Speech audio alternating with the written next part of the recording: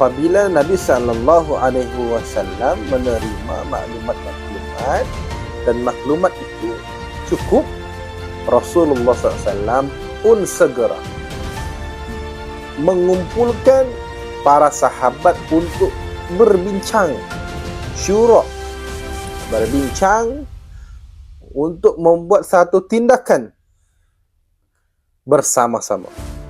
Bukan Nabi SAW terus direct putuskan untuk kita perang. Tak. Nabi SAW kumpul sahabat untuk berbincang, mesyuarat untuk membuat keputusan. Sama ada kita nak keluar lawan 3,000 ni ke, ataupun kita stay saja di sini ke, ataupun kita buat macam mana. Macam tu. Nabi hebat Nabi SAW. Sedangkan Nabi SAW secara peribadi Nabi SAW secara peribadi, kalau yang ikut peribadi Nabi SAW, dapat peribadi Nabi mau stay saja, mau bertahan saja, tidak mau keluar. Tetapi para sahabat ketika itu apabila mendengar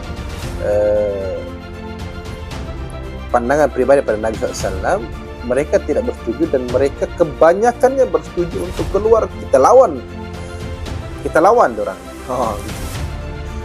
So apabila berlakunya pandangan lain daripada para sahabat yang majority bersetuju untuk keluar menyekat dan berhadapan ataupun berperang dengan musyrikin, okay, Rasulullah SAW sebagai ketua pun akur dan menerima sebab majority yang berpendapat sedemikian. So begitulah hikmahnya dalam kita membuat keputusan, kira dalam organisasi ke, kita dalam mesyuarat company dan sebagainya, mestilah kita bermesyuarat dan memutuskan keputusan yang dipersetujui ramai. Supaya apa? Supaya di sanalah kita mau mendapat keberkatan daripada pemilihan idea. Okay. Walaupun kalau dipikir-fikirkan, okay, pendapat Nabi itu lebih relevan. Sebab apa?